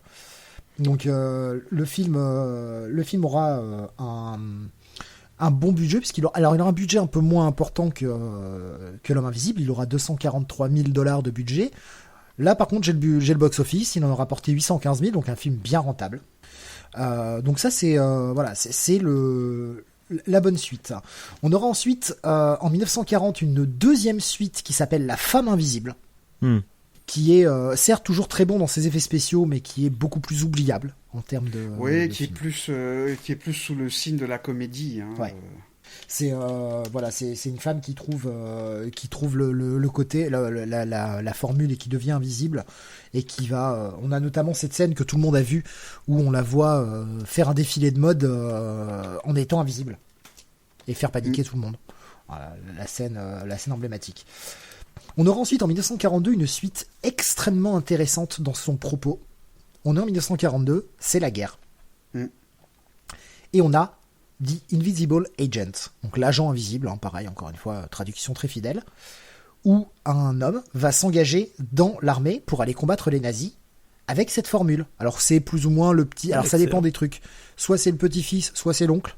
C'est le grand-oncle, hein, qui avait élaboré la formule. Et il va en fait aller sur le territoire et utiliser sa formule d'invisibilité pour essayer de gagner la guerre. Et avec les problèmes que ça propose.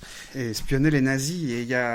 Et dans l'extrait que j'ai vu, tu as dû voir le même, Steve. Il saute en parachute, et pendant qu'il saute en parachute, il enlève ses bandages pour devenir invisible. C'est ça. Mais on voit quand même le parachute. Ça marche pas. Non, mais on voit pas lui, on voit pas le... on voit le parachute, mais on voit pas lui. Ce qui fait qu'à peine à terre, on sait pas où il est. Ah ouais. J'allais dire, on sait quand même où tirer, mais... Non, mais oui, c'est excellent. Là, encore une fois, les effets spéciaux, hein, toujours aux petits oignons. Et on aura une dernière suite, alors suite officielle, qui s'appelle The Invisible Man's Revenge, qui sortira en 1944, qui lui, par contre, est beaucoup plus oubliable. Avec dans ce film-là une petite innovation, parce que là cette fois c'est plus des bandages qu'il a, mais c'est une crème qui se met sur le visage. Et cette idée de crème sera reprise après dans la série dans la série télévisée L'Homme Invisible avec Parker Lewis, David McCallum, si je me trompe pas. Et c'est dans ce film-là que Fulton réalise l'effet spécial le plus dingue, puisque on a une scène où l'homme invisible court dans un couloir et devient invisible en courant. Ouais, cette scène, elle est vachement bien. Alors effectivement, on voit un petit peu les bordures, etc., mais faut repenser qu'il est à l'époque, quoi. Enfin... Mais malheureusement, sur ce film-là, comme certainement Universal voulait faire des économies, Fulton n'était pas chargé de tous les effets spéciaux et ça se ressent sur le film. Après, on aura en 1951 une autre suite qui sera elle aussi d'Universal, c'est le Abbott et Costello Miss the Invisible Man, qui est donc là vraiment de la comédie, hein. C'est du Abbott et Costello, c'est de la pure comédie. Mais voilà, voilà ce qu'on aura grosso modo comme grosse legacy, en tout cas pour le studio Universal. Après, le mythe de l'homme invisible va rester quand même. Qu'est-ce qu'on aura d'important ? On aura notamment un film de John Carpenter dans les années 90, qui est disponible sur Prime d'ailleurs. Si vous voulez, mais qui est plus dans la comédie. Oui, c'est plus de la comédie, c'est avec Chevy Chase dans le rôle titre où il essaye d'échapper à la CIA. Donc on est déjà sur un truc un peu plus comique, pardon. Comme vous l'avez cité, il y a la série L'Homme Invisible qui date des années 2000. Qui était super cool. Ouais, qui était franchement pas trop mal comme série. Ça se laissait regarder regarder. Enfant, mais je m'en souviens plus. Ah, il y a la série avec McCallum, c'était pas les années 2000, hein, c'était... Ah oui, on parlait pas de la même série. Alors moi, je parle de la même que celle que Rémi parle. Celle des années 2000. Avec l'acteur qui jouait Parker Lewis. Ah non, c'est pas... Je me trompe. Non, c'est pas lui. Putain, il lui ressemble. Ouais, mais c'est pas le même gars, je suis en train de te retrouver son nom. C'est l'acteur principal, je retrouve son nom. Voilà, c'est Vincent Ventresca. D'accord, je vois pas, je sais pas, ça me dit rien. Mais bon. Une série de 2000 à 2002 hein, pour cette série-là. Qui aura eu donc 3 saisons. Série de sci-fi, donc avec un budget... non, 2 saisons, pardon. Un budget assez rikiki quand même. On aura eu bien sûr Holoman. De Paul Verhoeven avec Kevin Bacon, qui reprend la même idée qu'il y a dans le roman et dans le film original, à savoir que le fait d'être invisible rend fou l'homme invisible qui finira par commettre des atrocités sur ses collaborateurs. Et puis dans mon souvenir, c'est plutôt un bon film. Ah, j'en garde un souvenir assez moyen perso. Faudrait que je le revoie. Ça fait des années que je l'ai pas revu et j'en avais un souvenir assez moyen quand même. Mais bon, je suis pas très objectif parce que j'adore Kevin Bacon et j'adore Paul Verhoeven. Donc. Et puis tu l'as cité tout à l'heure, Rémi, en 2020, hein, L'Homme Invisible, le film récent, hein, qui aurait dû être dans ce revival du Dark Universe. Alors, ouais, parle-nous-en un peu, parce que j'ai cru comprendre que c'était un peu, justement, vu qu'il avait un succès un peu critique, ça donnait à nouveau envie j'allais dire à Marvel, n'importe quoi, à Universal de relancer un peu son Dark Universe. De toute façon, il y a déjà un 2 qui est prévu, à ma connaissance. Ouais. Et oui, c'est possible qu'ils les essayent de relancer après la débâcle de la momie. Hein. Mais c'est pas une production Blumhouse ouais. On en avait déjà parlé, c'est Universal. C'est bien Universal. Non, L'Homme Invisible de 2020, c'est une production Blumhouse. Distribuée par Universal. Ouais, ça doit être une collaboration financière.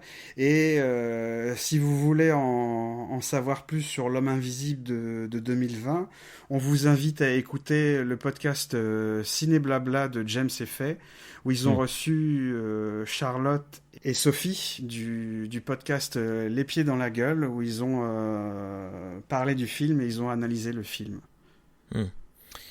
Ce qu'il faut savoir à propos de toutes ces adaptations, c'est que à chaque fois, Orson Welles a été contacté et à chaque fois, il a approuvé. Non, pas Orson Welles, H.G. Wells. H.G. Wells. Putain, foirer une blague comme ça. Oh là là. Oh non. Désolé. Mais c'est pas grave. Finalement, la blague est encore plus drôle, même, je dirais. Oui, c'était la classe beau, américaine, la Rémi. C'est français. En tout cas, pour L'Homme Invisible de 2020, clairement, c'est un énorme succès.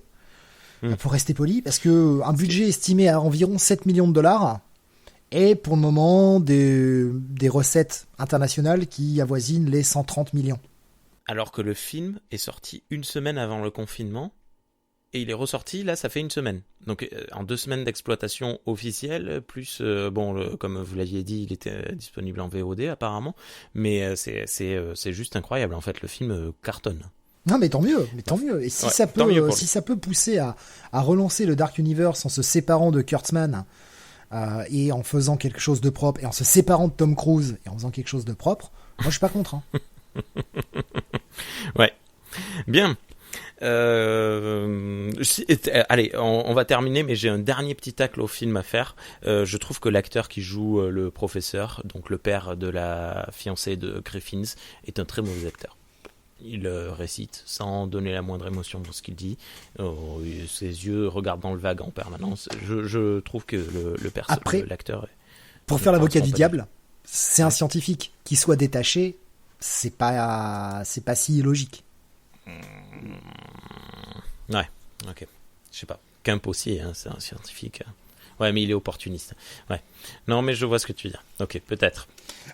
C'est juste pour me faire l'avocat du diable. Quand tu vois Van Helsing dans Dracula, son équivalent dans Frankenstein, c'était plus travaillé que ça.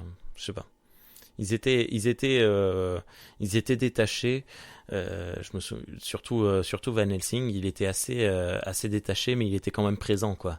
Je sais pas. Non, mais après, c'est pas un personnage très central. Hein.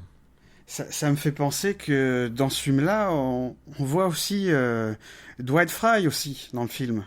Il a un tout petit rôle de journaliste, mais on le reconnaît pas parce qu'il est normal. Il est pas grimé. C'est un journaliste avec des lunettes et un chapeau et il pose une question à un moment donné. Donc c'est sa 3e participation à un film d'Universal Monsters. C'est cool. Mais là, dans un tout petit rôle. Il jouait dans Dracula et dans Frankenstein. Ouais, c'est excellent. Oui, tu nous avais prévenu, mais je l'ai pas vu. Ok. Est-ce que il y a d'autres choses que vous vouliez aborder à propos de L'Homme Invisible de James Whale?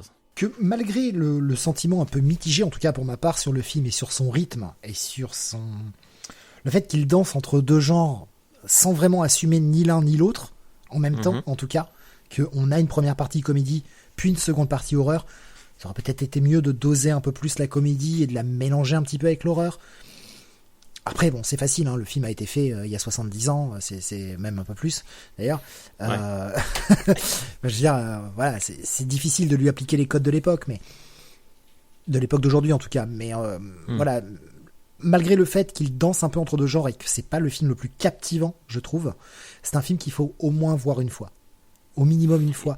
Ne serait-ce que pour se rendre compte de la prouesse technique de l'époque et de voir d'où ça vient. Alors, j'ai cité aussi, c'est vrai que j'ai oublié de le citer, bon, c'est un peu éloigné, mais dans les films où on parle de l'homme invisible, il y a aussi, malgré tout, on ne peut pas l'oublier, même si c'est un film pas bon, La Ligue. Voilà, exactement. Merci Rémi, tu l'as vu.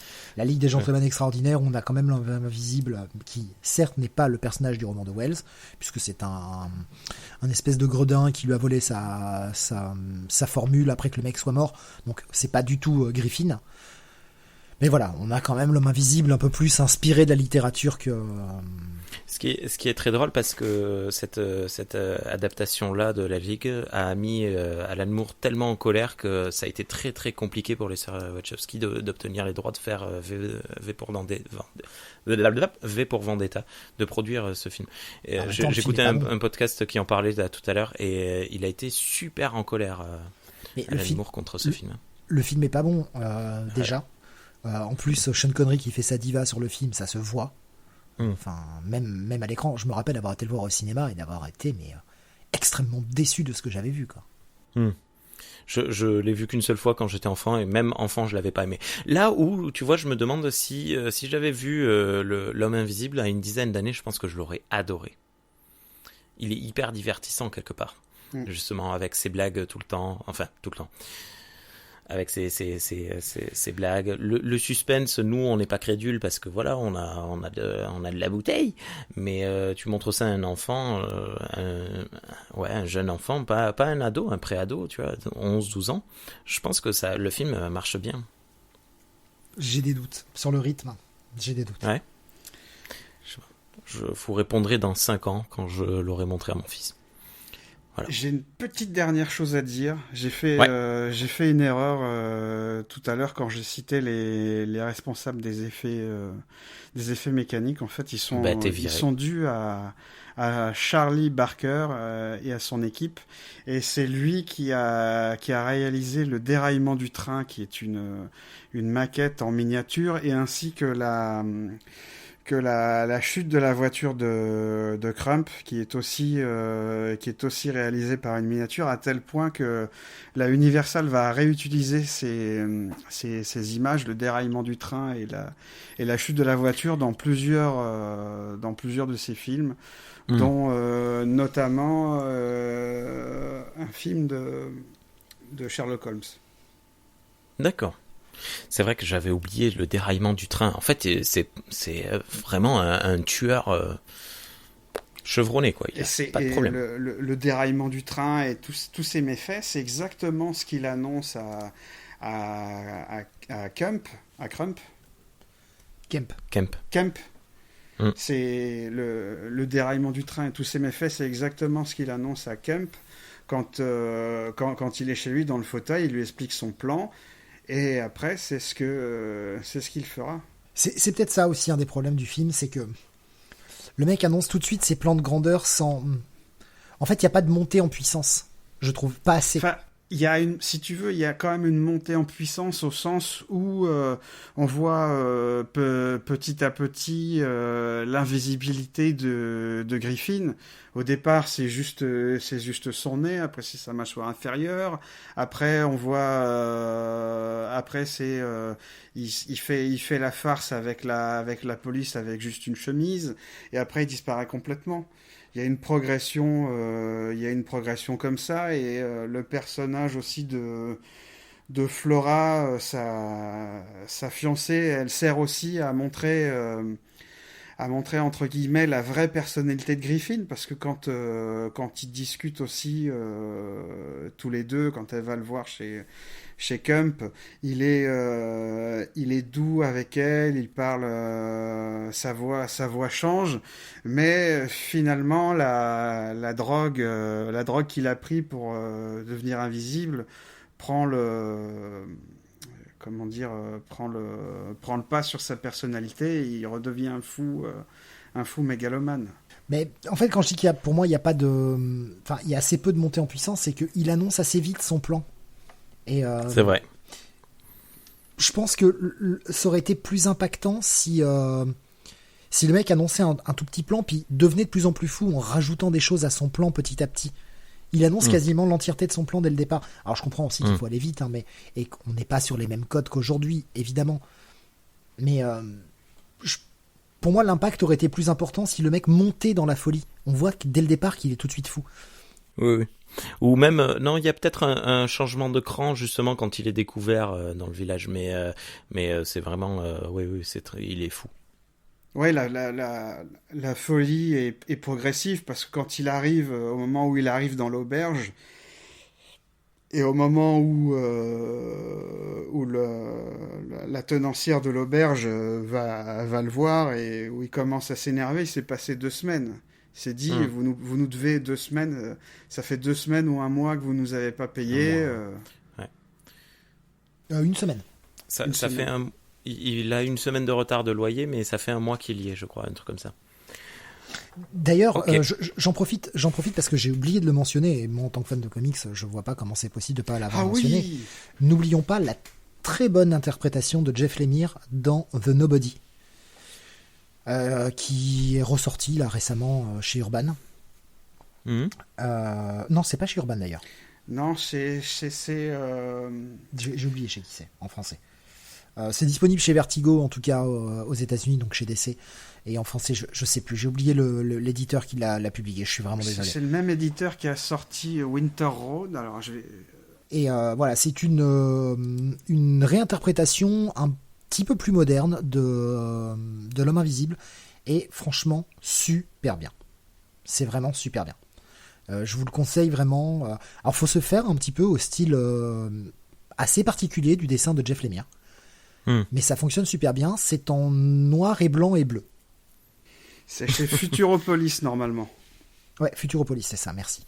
Noir et blanc et bleu, en fait, donc on a que du noir et blanc avec des aplats bleus qui renforcent un petit peu les contrastes, qui donnent ce teinte très froide, et en même temps on est dans le froid. Je veux dire, ça commence pareil, un mec en bandelette qui arrive dans une ville enneigée, qui demande une chambre, etc. Enfin, c'est vraiment exactement la même chose. On a tout un jeu aussi sur les flashbacks, sur la façon dont ils sont mis en place, avec un jeu sur les couleurs, beaucoup plus pastel dans l'approche. Enfin, franchement, c'est une super œuvre, et je vous la conseille fortement. Moi aussi, et quand on voit, comme tu disais, quand on voit la façon dont l'émir dessine Mister Nobody avec les bandelettes, il a exactement les mêmes lunettes avec les caches sur les côtés. C'est vraiment la déclaration d'amour de l'émir au film de Wall, où il a vraiment compris l'essence du film, et c'est vraiment extraordinaire comme récit. Okay. Donc Rémi, tu sais ce qu'il te reste à faire. Bah ouais, je vais demander à ma libraire de me le commander. Bien. Moi, ce que j'ai retenu de ce film, c'est qu'à un moment, il dit qu'on voit la nourriture qui n'est pas digérée dans son corps, et je trouve ça complètement con. Merci à tous les deux pour cette émission. Je sais pas, l'accueil... Oui et non, parce que la nourriture n'est pas... Autant son corps, lui, est plein de cette molécule à travers ses cellules de sa peau, son sang, etc. La nourriture, elle, ne l'a pas. Donc c'est logique. Il faut le temps que son corps la digère. Mais alors, oui, mais alors du coup, les excréments ne doivent pas l'avoir non plus. Une fois que c'est digéré, ce qui est digéré et intégré dans le corps disparaît, mais ce qui doit ressortir... franchement, il doit chier invisible. Vu que l'enzyme se répand à travers son corps, notamment dans les sucs gastriques, etc. Ce qui dit bien, pendant 1 heure, il ne faut pas que vous me voyez pendant que je mange pendant 1 heure. Alors qu'on sait très bien que la digestion, en général, c'est plutôt aux alentours de 3 heures. Donc c'est, je pense, que le temps que la molécule interagisse avec ce qui rentre dans son corps. Okay. Mais ce qui est con, c'est qu'on devrait voir la fumée.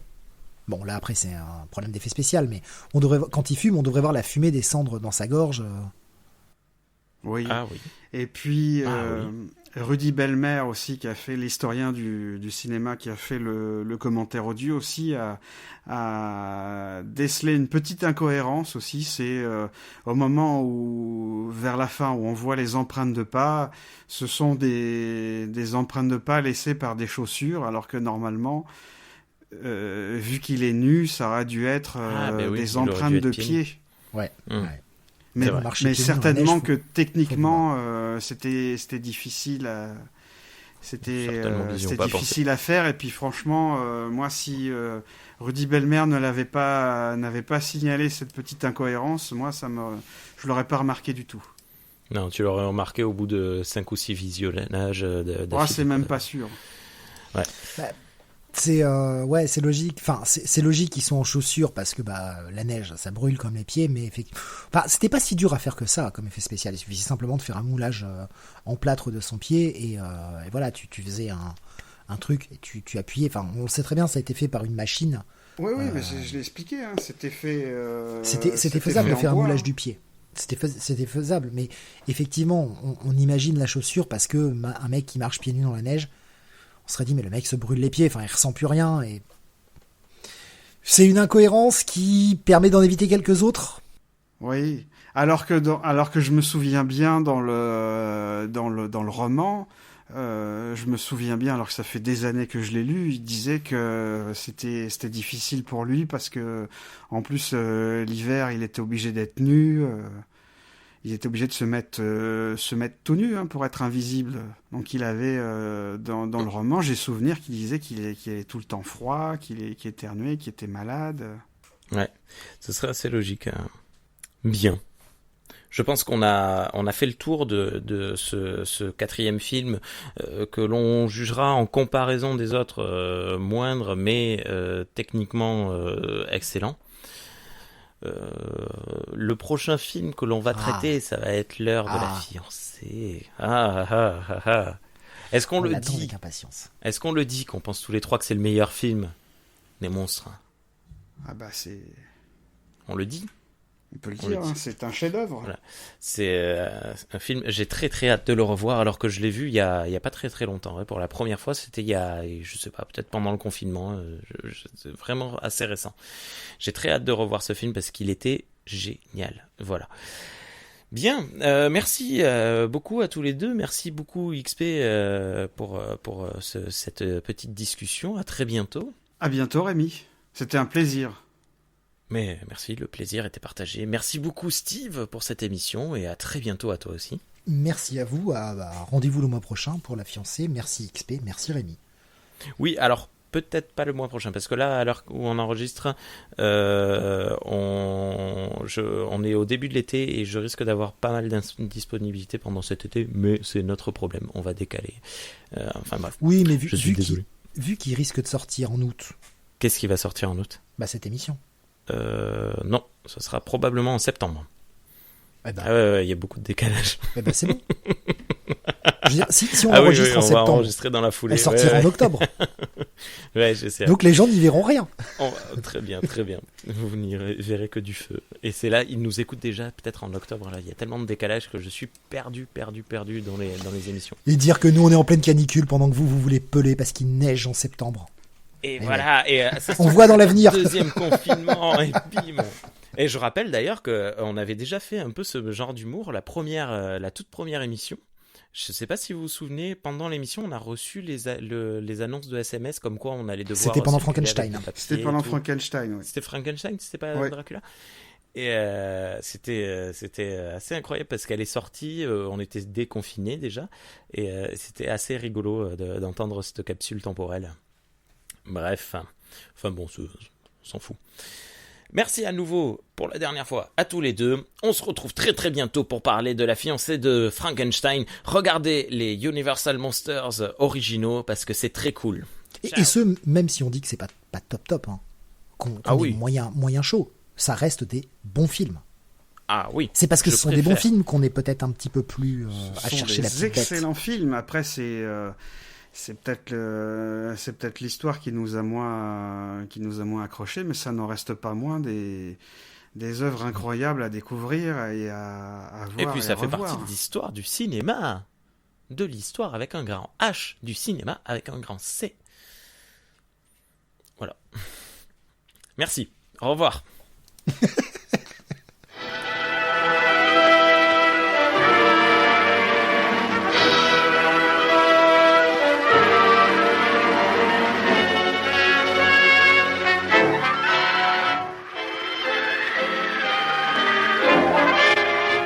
Galaxy Pop. Galaxy Pop.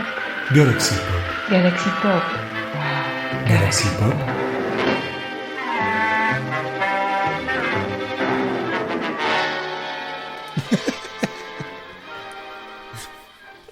Allez, le coup du grand C et du grand H, je savais plus là. Ça veut rien dire. J'arrête aussi alors l'enregistrement alors.